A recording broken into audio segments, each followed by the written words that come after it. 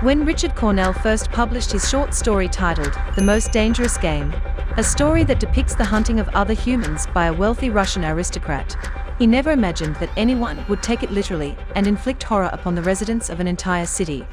But Alaska's most notorious serial killer, Robert Hansen, was not quite able to differentiate between fact and fiction, and he carried out his sick fantasies for an entire decade before anyone was able to stop him. Hansen was born in 1939 in Esterville, Iowa. His childhood was not exactly fun, and he was frequently bullied by his classmates in school. Unable to make any friends, he decided to occupy himself with hunting, which enabled him to channel his rage and vengeance towards his bullies into the sport of stalking animals.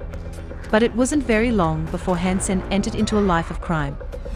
He finally decided to move to Anchorage, Alaska, in 1967, to start a fresh life after he was jailed several times for committing petty crimes. Hansen settled there with his wife and 2 children and opened up a bakery. He quickly became well liked in the community. Everyone thought that he was just a harmless baker who liked to hunt in his free time, but no one could have guessed what Hansen was up to when no one was looking. Anchorage was a city that was growing quickly at the time. It had a bustling night scene, and there was no shortage of strip clubs and bars. At the time, a lot of people came and left Anchorage, mainly those who were looking to work in the night scene. This presented Hansen with the perfect pool of victims whom he could kill without drawing any attention. Hansen's killing spree began in 1973.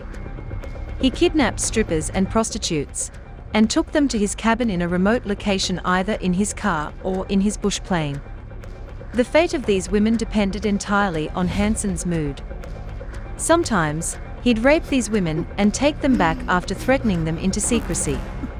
Other times, he'd release them somewhere along the Nick River and chase them down with his rifle for hours before hunting them down like wild animals. Hansen's plan was really thorough, since he managed to avoid capture for nearly a decade. However, his luck was running out. The Alaska State Troopers were starting to find bodies throughout the forest. There were also several reports of missing dancers and sex workers. The authorities were convinced that a serial killer was on the loose.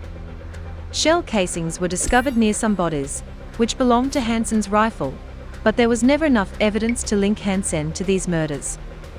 However, the tables turned in 1983 when the police found a 17-year-old girl named Cindy Paulson half-naked and crying along the highway.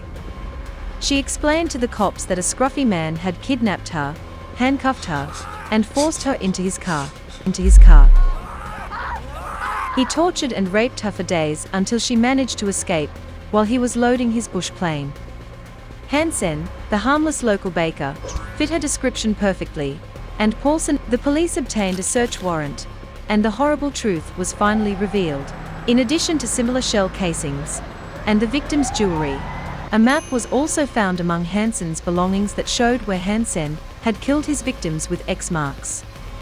Although the map had 24 excess, Hansen only confessed to killing 17 women and raping 30 others over the course of 12 years.